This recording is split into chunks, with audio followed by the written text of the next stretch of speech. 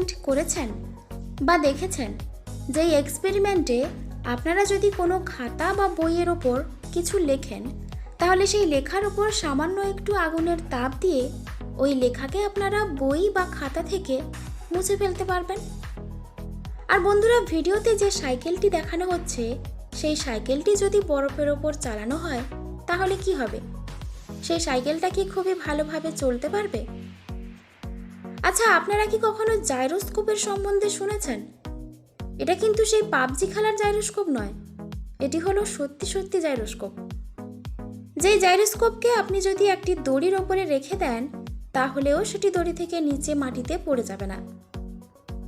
তো বন্ধুরা, আমি আজ এই ভিডিওতে আপনাদের জন্য এমন 10টি এক্সপেরিমেন্ট নিয়ে চলে এসেছি যেগুলো হয়তো আপনারা আগে কোনোদিন দেখেননি।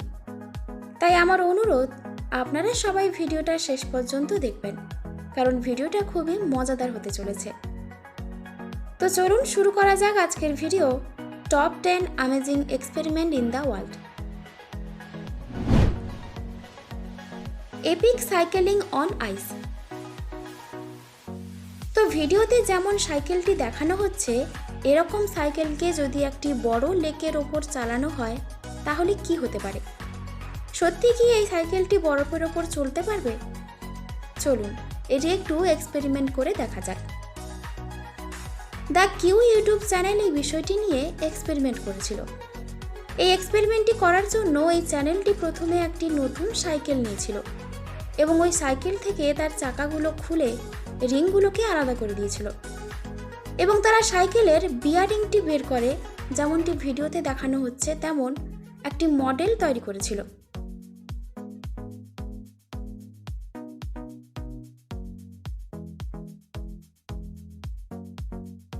এবং অনেকদিন পরিশ্রম করার পরে যখন এই সাইকেলটি সম্পূর্ণভাবে প্রস্তুত হয়ে যায়, তখন এই সাইকেলটিকে নিয়ে যাওয়া হয়েছিল একটি বরফের লেকের ওপর, যার ওপর বরফের একটি মোটা স্তর পড়েছিল। এই সাইকেলের চাকাগুলো কাঁটাযুক্ত হওয়ায় এটি বরফ কেটে নিচের দিকে ঢুকে যাচ্ছিল এবং সাইকেল এগোতে পারছিল না। এবং পরে কিছু ছোট ছোট লোহার টুকরোকে এই চাকার ওপর আবার মডিফাই করে লাগানো হয়েছিল, যেমনটা ভিডিওতে দেখানো হচ্ছে। এবং ফাইনালি এটি যখন সম্পূর্ণভাবে হয়ে যায় তখন একে বরফের লেকের কাছে নিয়ে যাওয়া হয় এবং এটি খুব সুন্দরভাবে বরফের লেকের ওপর চলতে থাকে। জাইরোস্কোপ। আপনাদের মধ্যে তো প্রায় সবাই পাবজি অথবা বিজিআইএম নামে একটি গেম খেলেই থাকবেন, যেখানে জাইরোস্কোপ নামের একটি অপশন থাকে।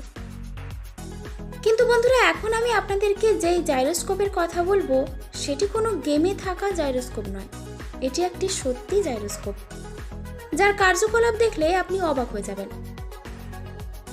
এটি হলো এমন একটি জাইরোস্কোপ যেটিকে আপনি যে জায়গার ওপরেই রাখবেন না কেন, এটি সেই জায়গায় একদম সুন্দরভাবে ফিক্সড হয়ে থেকে যায় এবং খুব সুন্দরভাবে মুভমেন্ট করতে পারে। তো এখন আপনাদের মনে একটাই প্রশ্ন আসতে পারে যে এই জাইরোস্কোপটি কিভাবে এমন কার্যকলাপ করে থাকে। এর পেছনের সবচেয়ে বড় কারণ হলো এই জাইরোস্কোপের মধ্যে এমন একটি হুইল লাগানো থাকে যার জন্য সে এমন কার্যকলাপ করতে পারে। আর তার মধ্যে যদি এই হুইল না থাকে তাহলে সে কোনো জায়গাতেই ফিক্সডভাবে দাঁড়িয়ে থাকতে পারবে না, উল্টে পড়ে যাবে। Drill machine versus iPhone. যদি একটি ড্রিল মেশিন দিয়ে আইফোনের ওপরে প্রেসার দেওয়া হয় তাহলে কি হতে পারে? যদি এই আইফোনের ওপর ড্রিল করে দেওয়া হয় তারপরেও কি এই ফোনটি কাজ করবে? তো চলুন দেখা যাক এই এক্সপেরিমেন্টটিকে। সুপারকট নামের একটি ইউটিউব চ্যানেল এই এক্সপেরিমেন্টটি করেছিল। এই চ্যানেলটি এই এক্সপেরিমেন্টটিকে করার জন্য একটি একদম নতুন আইফোন নিয়েছিল এবং সঙ্গে সঙ্গে একটি কিপ্যাড যুক্ত আইফোনও নিয়েছিল। আর আপনারা তো প্রায় সবাই জানেন যে কিবোর্ড ফোনের বডি কতটা শক্ত হয়ে থাকে। আর সবার প্রথম তারা কিবোর্ড ফোনের ওপর ড্রিল করতে শুরু করে দেয় এবং তারা প্রথমে এই ফোনের ডিসপ্লের ওপরে ড্রিল করতে শুরু করে এবং কিছুক্ষণ ড্রিল করার পরে এই ফোনের ডিসপ্লে পুরোপুরিভাবে খারাপ হয়ে যায়, যা আপনারা ভিডিওতে দেখতে পাচ্ছেন। এখানে আরেকটি দেখার বিষয় হলো, যেই ড্রিল মেশিনটি দিয়ে এই ফোনের ওপরে ড্রিল করা হয়েছিল সেটা সামান্যই গর্ত সৃষ্টি করেছিল, খুব বড়সড় গর্ত সৃষ্টি করেনি। এবং তারপর আবার এই ফোনটির উপর ড্রিল মেশিন দিয়ে প্রেসার দেওয়া হয় এবং ফোনটি সম্পূর্ণরূপে ভেঙে যায় ও ফোনটি কাজ করাও বন্ধ করে দেয়। এবার যখন ওই ড্রিল মেশিন দিয়েই আইফোনের উপর প্রেসার দেওয়া হয়, তো এটিতে ছোট মতো একটি গর্তের সৃষ্টি হয়, কিন্তু আইফোনের ডিসপ্লে সম্পূর্ণরূপে ঠিকই ছিল। এরপর আবার অন্য জায়গায় ওই ড্রিল মেশিন দিয়ে ডিসপ্লের ওপর প্রেসার দেওয়া হয় এবং এবার ডিসপ্লে সামান্য ফাটল ধরে, কিন্তু ফোন ঠিকঠাকভাবেই কাজ করছিল। এরপর যখন আবার খুব জোরে ওই ডিসপ্লের ওপর প্রেসার দেওয়া হয়, তখন ডিসপ্লে সামান্য কালো রঙের হয়ে যায়, কিন্তু ডিসপ্লের টাচ একদম সুন্দরভাবে কাজ করছিল। তো এর থেকেই আপনারা বুঝতে পারলেন যে আইফোনের ডিসপ্লে কতটা শক্তিশালী হয়ে থাকে। Photocopy A mirror and DVD. যদি একটি প্রিন্টারের সিডি ক্যাসেট ও ডিভিডির ক্যাসেট ফটোকপি বের করা হয় তাহলে কেমন হবে? তো এই এক্সপেরিমেন্টটিকে আমাদের ইন্ডিয়ার ইউটিউবার মিস্টার হ্যাকার করেছেন। তো চলুন দেখা যাক এই এক্সপেরিমেন্টটি। এটি করার জন্য মিস্টার হ্যাকার প্রথমে একটি প্রিন্টারের ওপর সিডি ক্যাসেট ও ডিভিডির ক্যাসেট রেখেছিলেন এবং তারপর তিনি এই দুটি ক্যাসেটের কালার প্রিন্ট বের করেছিলেন। তো এখন আপনাদের একটা কথা মনে হবে যে আমরাও কখনো এমনটা করে দেখব। আর তারপর যখন এই দুটি ক্যাসেটের কালার প্রিন্ট বের করা হয়, তখন দেখা গেল এই দুটি ক্যাসেট একদম হুবহু ক্যাসেটের কপি ছিল। এবং তারপর যখন প্রিন্টারের স্ক্যানের মধ্যে একটি আয়না রাখা হয়েছিল এবং সেটি কালার এবং সাদা দুটোই প্রিন্ট করা হয়েছিল, এবং তারপর যখন প্রিন্ট আউট বেরিয়ে আসে, তখন দেখা গেল যে কালার প্রিন্ট করালেও এই মিররটি ব্ল্যাক অ্যান্ড হোয়াইট হয়েই বেরিয়ে আসছে। এটা এই কারণেই হয়ে থাকে যে প্রিন্টার বুঝতে পারে না যে তার উপর কি রাখা হয়েছে। যখন স্ক্যানারের রিফ্লেকশন কাঁচের সঙ্গে হয়, তখন স্ক্যানার শুধু নিজের রিফ্লেকশনটাই দেখতে পায়, আর তার নিজের এমন রিফ্লেকশনের জন্য সে পুরো আয়নাটিকে কালো করে দেয়। Friction pen. এটি হলো পৃথিবীর এমন একটি পেন, যদি এই পেনে আপনি কোনো খাতাতে বা বইয়ের মধ্যে কিছু লিখে থাকেন, তাহলে আপনি সেটিকে আগুনের তাপ নিয়ে খুব সহজে লেখাটিকে কপি থেকে উঠিয়ে নিতে পারবেন, যা আপনারা ভিডিওতে দেখতেই পাচ্ছেন।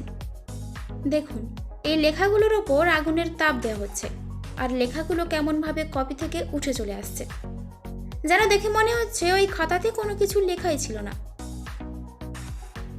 আপনারা কি কখনো এই ফ্রিকশন পেনের এক্সপেরিমেন্টটিকে করার চেষ্টা করেছিলেন?